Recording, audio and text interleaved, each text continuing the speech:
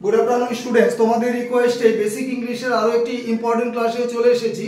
বেশ কিছুদিন ধরেই আমি কনসেপচুয়াল ক্লাসগুলো দিচ্ছি, অর্থাৎ বেসিক ইংলিশ গ্রামারের ক্লাসগুলো আমি ইউটিউবে দিচ্ছি বেশিরভাগ। তার কারণ দেখো, ভিডিও ক্লাসের মাধ্যমেই তোমাদেরকে বোঝানো যাবে। ফেসবুকে যেগুলো পোস্ট করি ওগুলো মূলত মেমোরি পার্ট, প্রতিদিনই 2-3টে করে আমি দিচ্ছি ফেসবুকে, প্রত্যেকে নোট ডাউন করে নেবে। চলো স্ক্রিনশটের জন্য কয়েক সেকেন্ড সময় দিচ্ছি।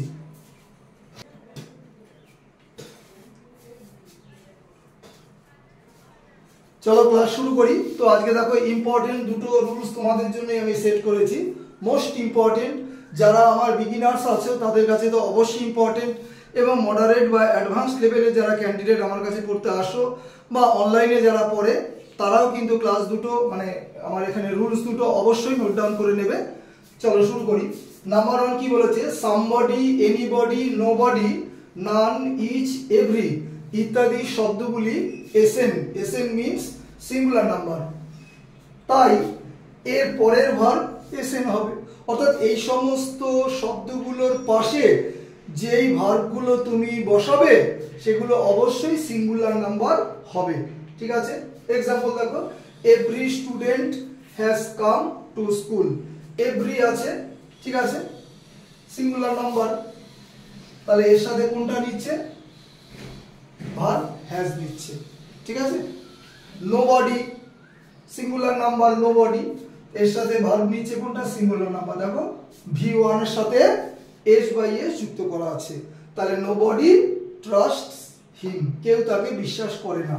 আশা করি বোঝাতে পারলাম। নেক্সট দেখো রুল নাম্বার 2 কি বলেছে? ম্যাটেরিয়াল নাউনের পূর্বে আর্টিকেল হিসাবে দি বা দা বসে না। গত ক্লাসে বলে দিয়েছি উচ্চারণ কোথায় দি হবে কোথায় দা হবে, দেখে নেবে। কিন্তু এটি নির্দিষ্ট করে বোঝালে এর পূর্বে দা বসবে। আমি মূলত উচ্চারণটা দাই বলছি, দিও হয়। যাই হোক, তাহলে ম্যাটেরিয়াল নাউনের পূর্বে আর্টিকেল হিসাবে কখনই দা বসে না, কিন্তু যদি সেই ম্যাটেরিয়াল নাউনটা নির্দিষ্ট করে বোঝায় তাহলে তার আগে কিন্তু দা বসবে। এক্সাম্পলটা বুঝে নাও।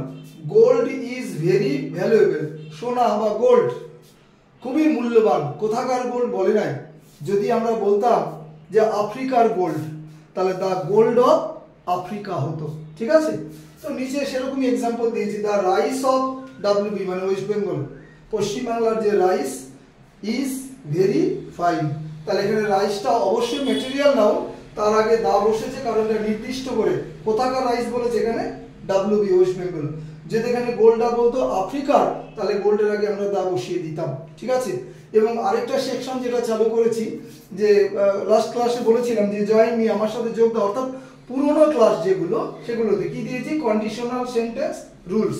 তো কন্ডিশনাল সেন্টেন্স রুলস থাম্বনেলটা দেখে নেবে, সেখানে 0, 1, 2, 3 চারটে কন্ডিশনালস আছে রুলস, ভালো করে দেখবে। তার কারণে এরর কারেকশনে কন্ডিশনাল সেন্টেন্সের উপর কোশ্চেন সেট হয়। তো খুব ভালো লাগে যে প্রতিদিনই 2-3জন করে সাবস্ক্রাইব করছে।